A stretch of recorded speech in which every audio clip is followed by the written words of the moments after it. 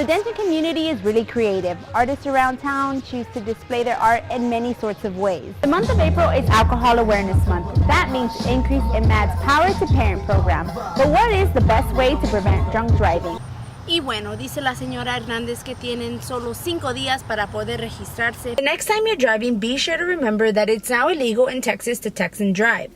The fine could cost you up to $25. There's 2 weeks left in the semester, and UNT is urging students to fill out their spot evaluations. These surveys are key to improving instruction. Former basketball player Ricky Price Jr. was arrested in connection to a prostitution ring this morning. I'm standing outside the parking lot where authorities found 21-year-old Amanda Claremont dead this morning. Her car was parked along the fence where she was found unresponsive. She is a UNT student, and authorities say they have ruled her death a homicide. Right now I'm here on the Denton Square where many people are showing up to voice their opinion on whether or not the Confederate statue should still be displayed. I'm standing outside of the Ridge Apartments where this past weekend the 3rd floor fell through after a party got too overcrowded.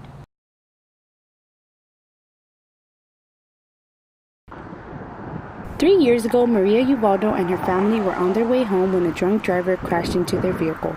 Yeah, it was intense. He was going at least 40 to 50 miles an hour. Like Ubaldo, 2 out of 3 people are victims of a drunk driver. Luckily for them, they made it out alive. Amy George, the Vice President of Marketing and Communications at Mothers Against Drunk Driving, says MAD's ultimate goal is to stop underage drinking and no more victims. Because this is an issue that impacts everybody in America, we really want everybody in America to be part of the solution with us. MAD was founded in the 1980s when a mother lost her daughter because of a drunk driver. She said, enough is enough. Something has to be done. It's a violent crime. It's a preventable choice, meaning if somebody chooses to drink and they chooses to get behind the wheel, if they would have made a different choice, then her daughter would have been alive today.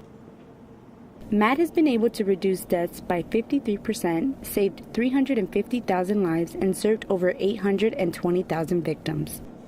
The month of April is Alcohol Awareness Month. That means an increase in MAD's Power to Parent program.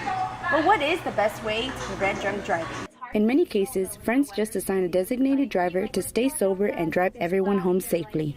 Nina Moreno, NT Daily News.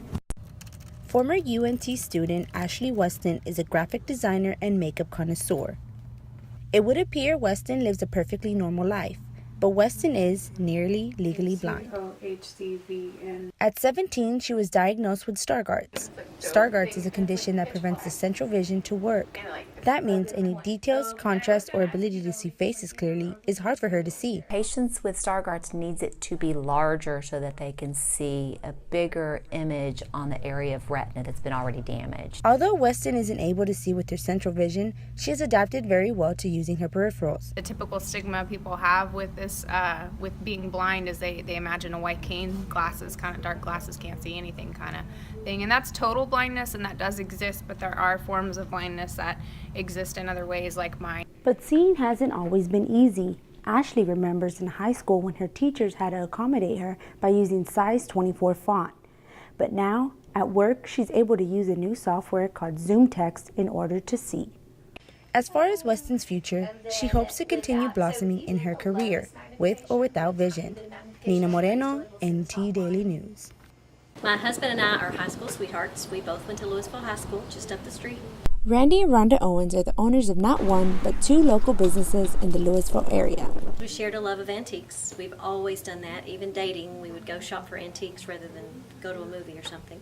Inside the Merc, you can find candles, earrings, and furniture. But down the street, baristas are brewing up some one-of-a-kind coffee. But although both stores are completely different, there's one thing they do have in common. Antiques are our staple. That's what we do. Everything in both stores is for sale. You know, the trend now in design, interior design, is incorporating vintage items into your home. And so we have a lot of things like that. Many of their customers are locals. We get a lot of groups that come in and do studies. We get a lot of business people that come in that work near here. One Louisville local loves visiting Perk because of the employees. It's just very friendly down here. And how often do you decide to come here? Once, twice a day. Like every week?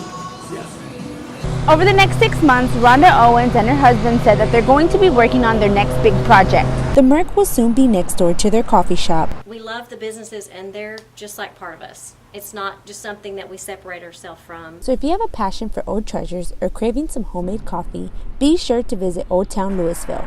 Nina Moreno, MT Daily News.